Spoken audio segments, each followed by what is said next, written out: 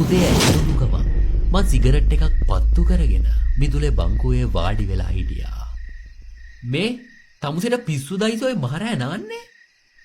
මම රෑ නෑවේ නෑ සර්. මම රැට බංගලාවේ ඉන්නෙත් නෑ. මං ඉන්නේ පිටිපස්සේ තියෙන අර පොඩි ගෙදර.